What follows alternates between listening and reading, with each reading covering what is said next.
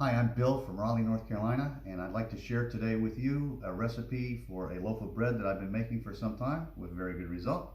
It's very easy to make, very easy to clean up after, and reviews have been spectacular. So I'm happy to share that with you. It started with me making a recipe for a basic boule from La Farm Bakery in Cary, North Carolina.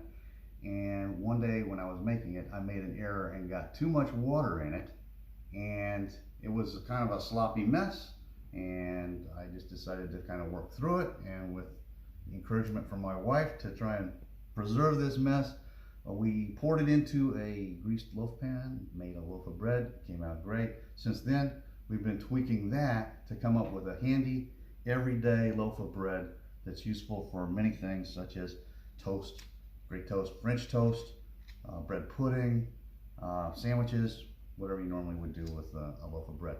It's only got 4 ingredients: salt, flour, instant dry yeast, and water. So can't get much simpler than that.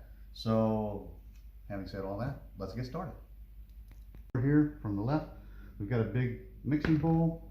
What we're going to do is we're going to set that on the scale and keep zeroing it out and adding ingredient on top of ingredient, so that we don't have to use any other measuring device. We'll be pouring ingredient directly in here and measuring as we go. Something to mix the dry ingredients together with. You'll use this, it'll be dry, knock the flour off, throw it back in the drawer. And a spoon to spoon out some of the yeast and or salt directly into the bowl. No cleanup there.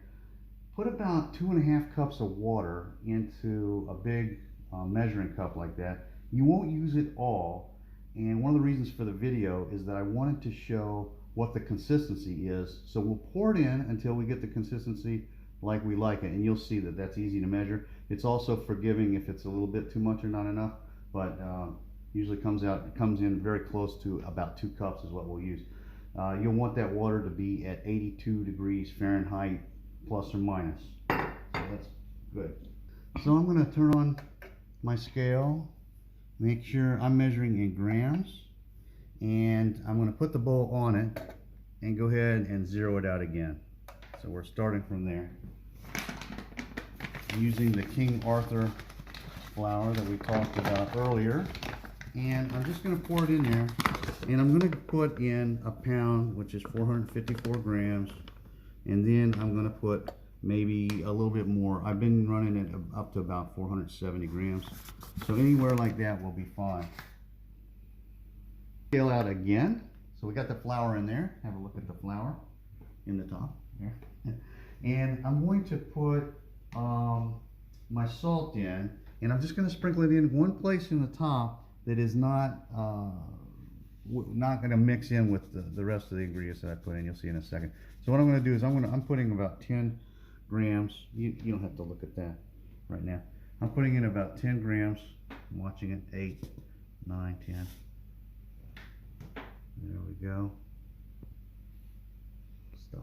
Okay, to this, I'm going to add the dry yeast in a separate spot, not touching the salt, and it's going to be another 6.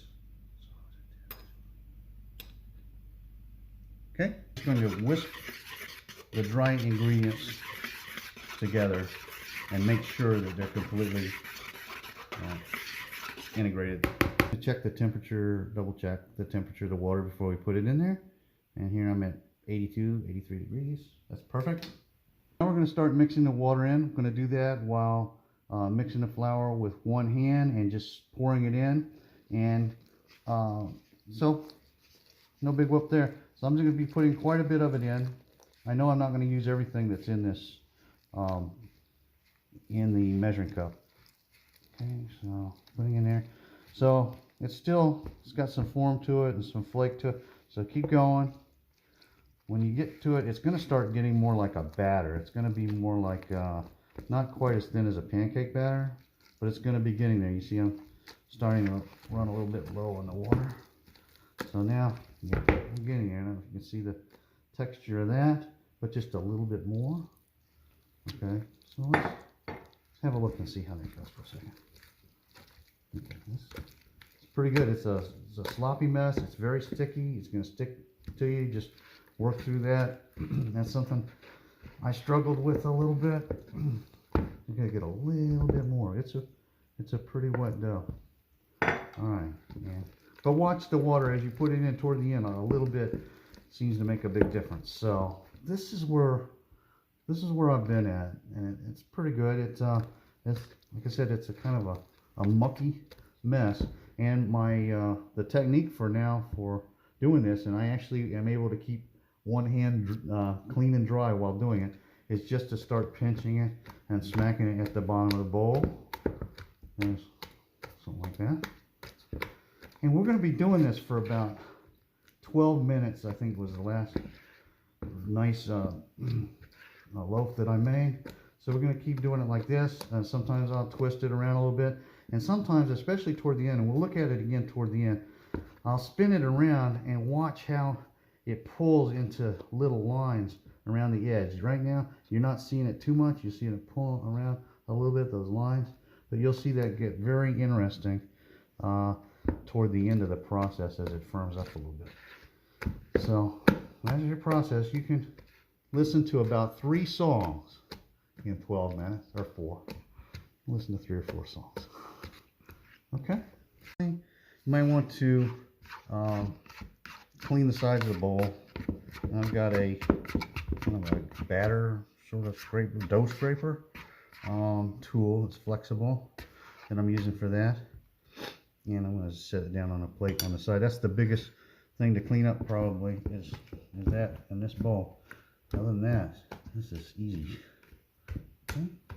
Okay, so you can do this with your KitchenAid with a dough hook, and we just got one recently, and we haven't done that yet. So we may plan to do that.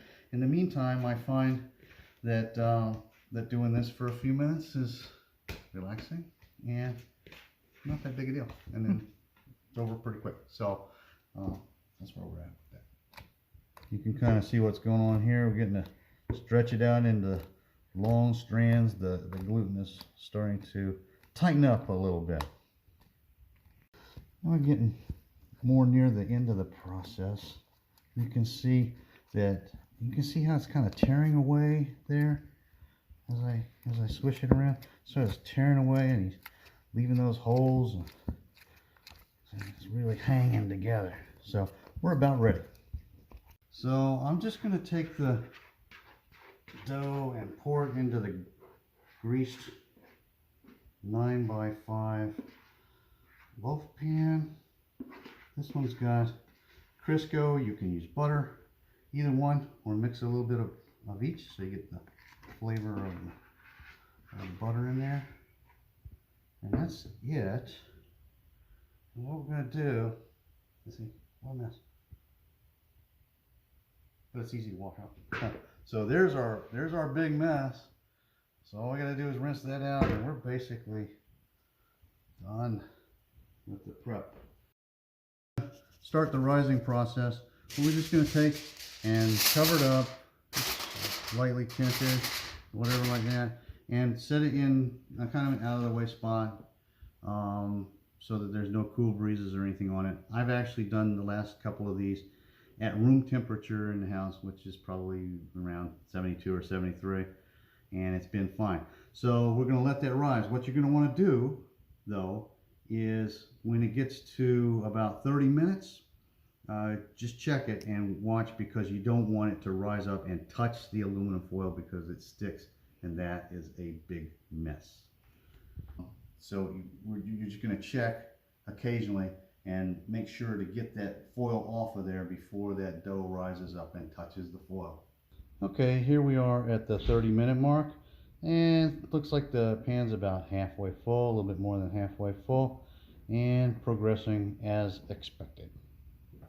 Okay, here we are at about 45 minutes in. It's about to rise up to the level of the pan. I'm going to let it go uncovered so that it doesn't touch the aluminum foil, and just in an out of the way spot for probably about another 15 minutes. Okay, it's been about an hour, and it's risen to just a little over the top edges of the pan. Everything's looks smooth and even. But I wanted to show you if I wiggle it a little bit. Can you see that wiggle to it? So it's a real light, airy, fluffy at this particular point. And now we're going to put it in the oven. Into the oven.